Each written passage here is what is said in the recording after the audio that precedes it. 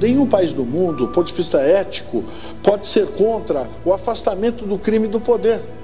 O Brasil é muito grande, muito importante para o mundo, para ser governado pelo crime. O povo precisa, nesse momento histórico, de se autodeterminar, de afastar o crime do poder e estabelecer instituições adequadas para o convívio em paz e dentro de uma democracia real, que eu quero repetir o conceito. Democracia é segurança do direito. Então o impeachment hoje o que significa? A salvação do regime do crime organizado. Nós não podemos aceitar nem impeachment e muito menos o afastamento puro e simples do governante. Por quê? Porque isso não resolve nada, é trocar 6 por meia dúzia. Toda a cadeia sucessória institucional está comprometida com denúncias, com inquéritos, com crimes. Então, não há um plano B político, apenas a intervenção da sociedade, afastamento da classe política por determinado período, até que se reestruture as instituições e convocação de eleições gerais. Agora, a democracia tem que ser o objetivo dessa intervenção. Não pode ser a intervenção militar ou de um segmento da sociedade. É a intervenção do povo brasileiro no seu processo político para que a democracia seja restabelecida no Brasil.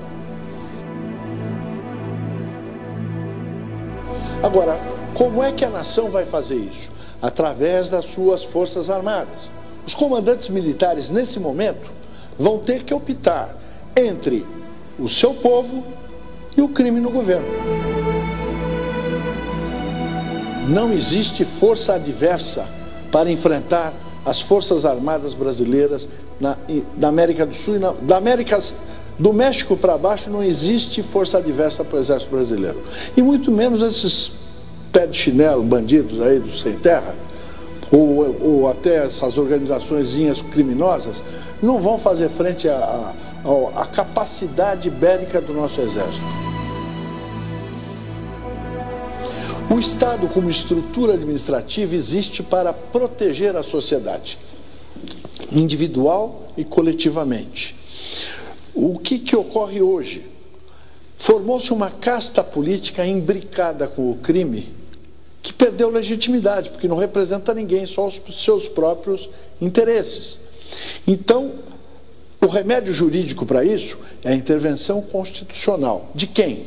Da sociedade, do povo, através dos seus instrumentos de força, que são as Forças Armadas. Como se daria isso? Muito simples. As Forças Armadas intervêm no processo em nome da sociedade, afasta os governantes, em nome do 142 e do artigo 1º também, que confere ao povo o poder de intervir no processo político quando há esse esgarçamento institucional. Então hoje, em razão da perda de legitimidade da própria presidente da República, que conta só com 7% da preferência dos eleitores, nós temos um vácuo político institucional que, se não houver uma intervenção da própria sociedade em defesa do seu Estado, vai haver uma desagregação da estrutura do Estado. E será o salve-se quem puder. Aí sim, é o que aconteceu em alguns países africanos após a libertação do colonialismo.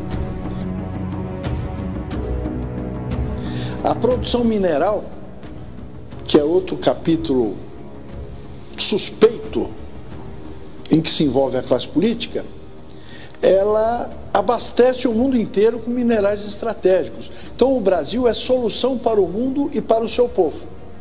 E não pode ficar nas mãos do crime. Isso é o resultado da perda de legitimidade do governo, em que os guetos afloram para abocanhar poder do Estado que pertence à sociedade. Então, o caminho é a intervenção constitucional, com fundamento no artigo 142 da Constituição Federal, E como se daria isso? As forças patrióticas, dentro da lei e da Constituição Federal, interviriam no processo, afastariam os governantes, nomeariam uma junta governativa, que poderia ser composta por 3 elementos, um militar e 2 civis, porque é toda a sociedade envolvida no processo e representada nesse processo. Essa junta governativa nomearia um Conselho de Estado representando as 5 regiões geográficas do Brasil, composto esse Conselho de Estado por 21 membros, sendo 3 de indicação das Forças Armadas, com poder de veto.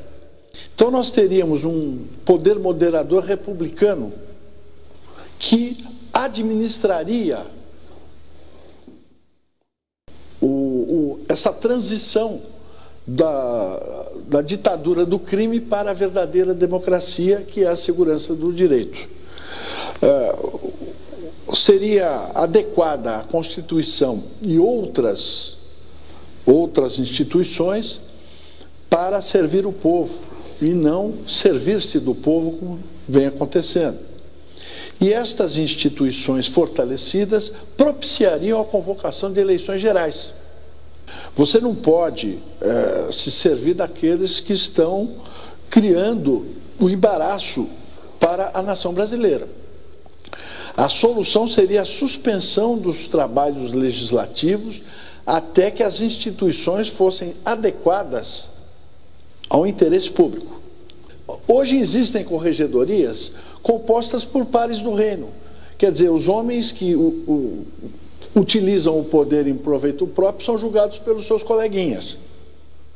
Então, quem tem que julgar a autoridade que delinque administrativamente tem que ser uma corregedoria composta por eleitores e não por pares do reino. Porque o pareado medieval existia em que os pares do reino, na Idade Média, se apaniguavam, se julgavam entre aspas. É isso que ocorre aqui. Então, enquanto o Brasil tiver homens que no trato da coisa pública forem juízes dos seus atos, não haverá democracia. A nossa luta pela democracia é pela participação do povo na fiscalização do exercício do poder. Então o Conselho de Estado faria isso. Ele administraria as corregedorias e cumpriria as determinações da sociedade. Então, se a corregedoria decidir afastar um juiz, por exemplo, o Conselho de Estado determina o afastamento. Se ela determinar o afastamento do governador do Estado, o Conselho de Estado faria isso. E nós teríamos, enquanto assim que votada ou outorgada a nova Constituição, nós teríamos apenas 18 secretarias e não 40 ministérios dos 40 ladrões como hoje. Todos aqueles que tiveram oportunidade, não é, se serviram do patrimônio público, seja partidos, sejam sindicalistas, governantes. A classe política sentiu que a coisa esgarçou, que tudo o que eles faziam durante décadas veio a lume. E a sociedade sabe, é por isso que o povo brasileiro está desprezando os governantes. Esse assunto é um assunto espinhoso, né? Ciência política é complicado. Então a gente procura esclarecer usando da experiência de 41 anos de advocacia.